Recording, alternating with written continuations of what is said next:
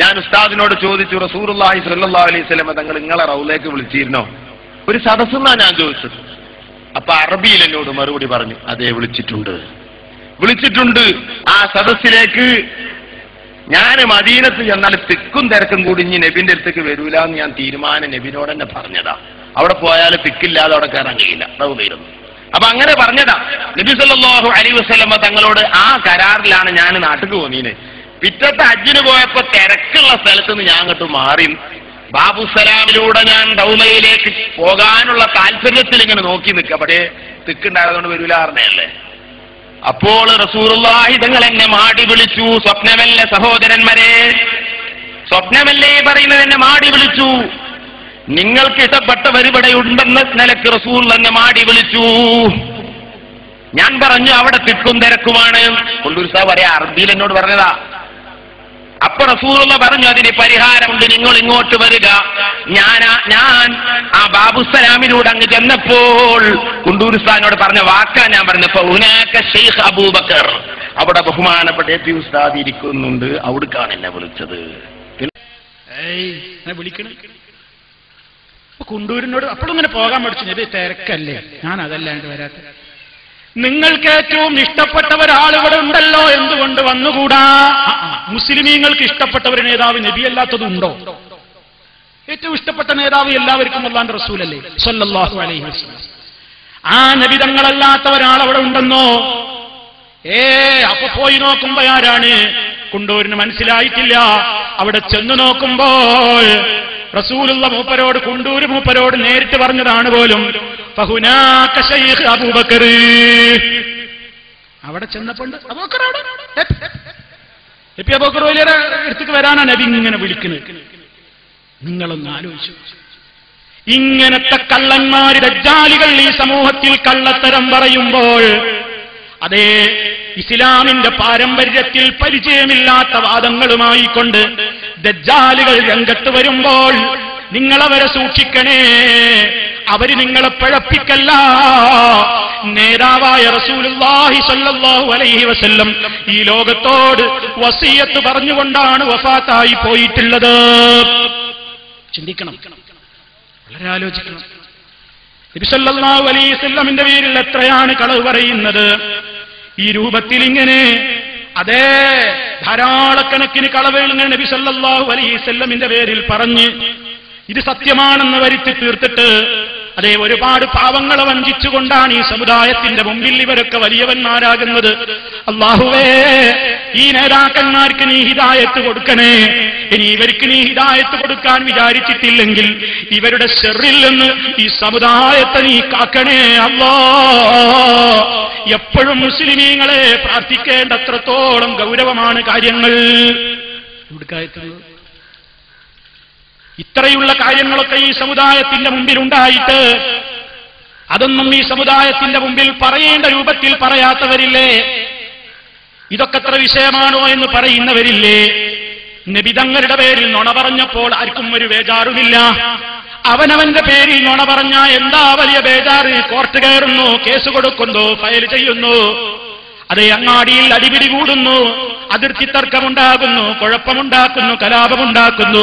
ഞാൻ പറയാത്തതിന്റെ പേരിൽ പറയുകയോ എന്നും ചോദിച്ചിട്ട് കുഴപ്പമുണ്ടാക്കുന്ന മുസ്ലിമേ, നമ്മുടെ നേതാവിനെ കുറിച്ച് ഇല്ലാത്തത് പറയുമ്പോൾ എങ്ങനെ അടങ്ങിയിരിക്കാൻ കഴിയുന്നു? പ്രമാണങ്ങൾ ഉദ്ധരിച്ചുകൊണ്ട് ഇവർക്കെതിരെ സംസാരിക്കണ്ടേ? ആരെന്തെങ്കിലും കെട്ടിടമുണ്ടാക്കിയാൽ തല്ലി തകർക്കണം എന്ന് നമുക്കൊരു വാദവുമില്ല. ഇന്ത്യ രാജ്യമാണ്, ആർക്കും എന്തും ചെയ്യാം, എന്തും വിശ്വസിക്കട്ടെ. പക്ഷേ നബി സല്ലല്ലാഹു അലൈഹി വസല്ലമിന്റെ പേരിൽ ഇല്ലാത്തത് പറയുമ്പോൾ അത് ആയത്തോതി ഹദീസോതിക്കൊണ്ട് പ്രതിരോധിക്കേണ്ട ബാധ്യത മുസ്ലിമേ നമുക്കെല്ലാവർക്കും ഇല്ലേ? നന്നായി ചിന്തിച്ചോളണം. നമുക്കില്ലേ? എന്നിട്ട് ചില ചങ്ങാതിമാര് പറയും, ആ ഒക്കെ എന്തിനാ നമ്മൾ പറയുന്നത്? എന്തെങ്കിലും ആയിക്കോട്ടെ, ഇവിടെ ഇന്റർനാഷണൽ കാര്യങ്ങൾ പറയാല്ലേ. വേറെ ചില ആളുകൾ എന്താ പറയുന്നത്? ചിലർക്കതാ ഇസ്ലാമികമായ കാര്യങ്ങളിൽ അതാ ദഅവത്ത് നടത്തുമ്പോ ഇസ്ലാമികമായ പ്രബോധനത്തിന് വേണ്ടി ഇറങ്ങാൻ മനസ്സില്ല. മുസ്ലിമേ, ഞാൻ നേരത്തെ പറഞ്ഞില്ലേ, പരലോകത്ത് രക്ഷപ്പെടണമെങ്കിലുള്ള കച്ചവടം പറഞ്ഞു തന്നപ്പോൾ മൂന്നാമത് പറയുന്നത് വതുജാഹിദൂന ഫീ സബീലില്ലാഹി ബിഅംവാലികും വഅൻഫുസികും, നിങ്ങളുടെ ദേഹങ്ങൾ കൊണ്ടും നിങ്ങളുടെ ശരീരം കൊണ്ടും നിങ്ങളുടെ പണം കൊണ്ടും അള്ളാന്റെ മാർഗത്തിൽ നിങ്ങൾ സമരം ചെയ്യണം, ത്യാഗം സഹിക്കണമെന്നല്ലേ? എന്റെ ശബ്ദം ശ്രവിക്കുന്ന മുജാഹിദുകളോട് ഞാൻ പറയട്ടെ, നിങ്ങൾക്ക് ബാധ്യതയില്ലേ ഈ സമുദായത്തെ നേർവഴിക്ക് നടത്തുന്നതിൽ പങ്കാളികളാവാൻ? എന്തേ വീട്ടിലിരിക്കുന്നത്? എന്തേ പ്രവർത്തനത്തിൽ ഇറങ്ങാത്തത്? അതെ, ചില പ്രവർത്തനത്തിനൊക്കെ ഞാനുണ്ട്, ചില പ്രവർത്തനത്തിന് ഞാനില്ലെന്ന് പറയാൻ പറ്റുമോ? മുസ്ലിമേ, ഒരു ഹിന്ദുവിനെ ഇസ്ലാം പഠിപ്പിക്കുമ്പോ, ഒരു ക്രിസ്ത്യാനിയെ ഇസ്ലാം പഠിപ്പിക്കുമ്പോ ആ ഹിന്ദു ചോദിക്കുന്നു, ക്രിസ്ത്യാനി ചോദിക്കുന്നു, നിങ്ങളെ വീട്ടിലുള്ള മാപ്പിളമാരുടെ വിശ്വാസം ഇതാണെങ്കിൽ നിങ്ങളെന്തിന് ഞങ്ങളോട് പറയുന്നു എന്ന് ചോദിച്ചാൽ ഈ സമുദായത്തിലെ മെമ്പർമാരെ കൂടി നന്നാക്കാനുള്ള ബാധ്യത അതെ എല്ലാവരോടും ഈ സമുദായത്തിന്റെ സജ്ജനങ്ങളുടെ പാത പഠിപ്പിച്ചു കൊടുക്കാനുള്ള ബാധ്യത ഓ മുസ്ലിമേ എല്ലാവർക്കും ഇല്ലേ? ഒരു CD കൊടുത്തുകൊണ്ടെങ്കിലും, ഒരു പോസ്റ്റർ ഒട്ടിച്ചുകൊണ്ടെങ്കിലും, ഒരു നോട്ടീസ് കൊടുത്തുകൊണ്ടെങ്കിലും, ഒരു പരിപാടിയിലേക്ക് ആളെ ക്ഷണിച്ചുകൊണ്ടെങ്കിലും അത് ഇസ്ലാമിന്റെ ദൈവത്തിന്റെ മാർഗത്തിലേക്ക് ഇറങ്ങാതെ വെറുതെ ഇരുന്നാൽ സ്വർഗം കിട്ടുമോ? ഞാൻ നന്നായാ മതി എന്ന് വിചാരിച്ച് ഞാനങ്ങ് ഇരുന്നാ മതിയോ? ഞാനൊരു കുഴപ്പത്തിനും ഒരു കച്ചറക്കൊന്നുമില്ല.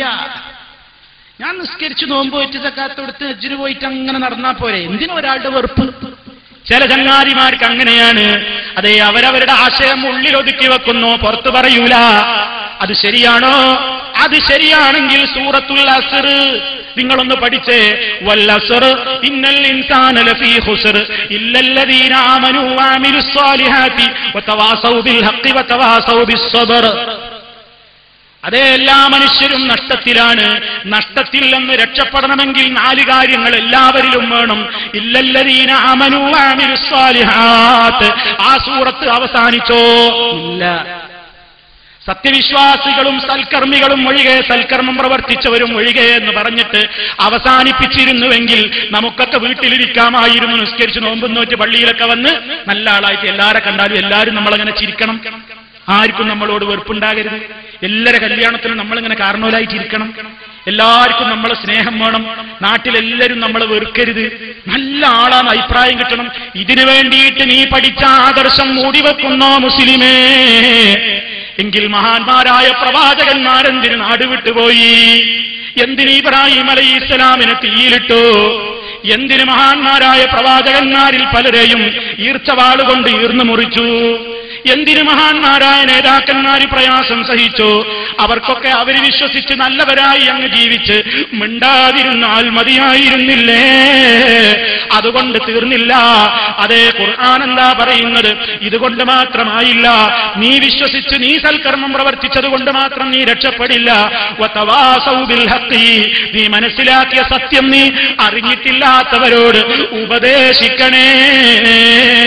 അതില്ലെങ്കിൽ രക്ഷപ്പെടൂല. അതിനിറങ്ങിയ കുറച്ചാളുകളൊക്കെ പരിഹസിക്കും, ചിലപ്പോ കല്ലെറിയും, ചിലപ്പോ കൂക്ക് വിളിക്കും, ചിലപ്പോ നിന്നെ കല്യാണത്തിന് വിളിക്കൂല, ചിലപ്പോ നിന്റെ വീട്ടിലെ കല്യാണത്തിന് വരൂല. ക്ഷമിച്ചോ മുസ്ലിമേ. വതവാസൗ ബിസ്സബ്ർ, ക്ഷമിക്കണം, ക്ഷമിക്കാൻ കൽപ്പിക്കണം. ഇതൊക്കെ ഉണ്ടെങ്കിലേ രക്ഷപ്പെടൂന്നാ അല്ലാഹു പറയുന്നത്. ഈ 4 നമ്മളിലുണ്ടോ എന്ന് ഞാനും ആലോചിക്കാം, നിങ്ങളൊക്കെ ആലോചിക്കാം. നല്ലോണം ആലോചിച്ചു. ഈ 4 വേണം. ചില ആൾക്കാർ ഇത് ചില ആൾക്കാരുടെ പണിയാന്നാ വിചാരിച്ചു. അതിനൊക്കെ കുറെ ആൾക്കാരെ ചീത്തയും കൂക്കൊക്കെ കേൾക്കാൻ കുറെ ആൾക്കാർ. ഞങ്ങളിങ്ങനെ എല്ലാവരും ആൾക്കാർ മൂപ്പര് നാട്ടിൽ നല്ല ആളാട്ടോ, ആ പേര് കിട്ടാൻ വേണ്ടിയിട്ട് ഒരു കച്ചറക്കില്ല, ഒരു കുഴപ്പത്തിൽ. മറ്റോ കണ്ടില്ലേ, അങ്ങാടിന്ന് അത് പറയുന്നു, ഇവിടുന്ന് ഇത് പറയുന്നു, നോട്ടീസ് ഒട്ടിക്കണ്, അവിടെ പരിപാടി നടത്തുന്നു, ഇവിടെ പ്രസംഗിക്കുന്നു, അവിടെ ലേഖനം. ഇയാളെല്ലാവരും നല്ല, എല്ലാവരെയും അളിയപ്പ, എല്ലാരെയും അമ്മായി, എല്ലാരെയും അളിയാക്ക. അങ്ങനെ നടന്നിട്ട് രക്ഷപ്പെടാൻ കഴിയൂല. അവനവൻ പഠിച്ച ദീന് അള്ളാന്റെ പൊരുത്തം മാത്രം ഉദ്ദേശിച്ചുകൊണ്ട് അത് മനസ്സിലാക്കിയിട്ടില്ലാത്തവരിലേക്ക് എത്തിച്ചു കൊടുക്കാൻ നമുക്ക് എങ്ങനെയാണോ കഴിയുക എങ്കിൽ അതിൽ കണ്ണിചേരണം, അതിൽ അണിചേരണം, അതിൽ സഹായികളാവണം. അതുകൊണ്ടേ രക്ഷയുള്ളൂ കേട്ടോ. അത്തരക്കാരിൽ ഉൾപ്പെടാൻ വേണ്ടി എല്ലാവരും പരിശ്രമിക്കണേ എന്ന് എന്നോടും നിങ്ങളോടും ഓർമ്മപ്പെടുത്തിക്കൊണ്ട് ഞാൻ അവസാനിപ്പിക്കുന്നു.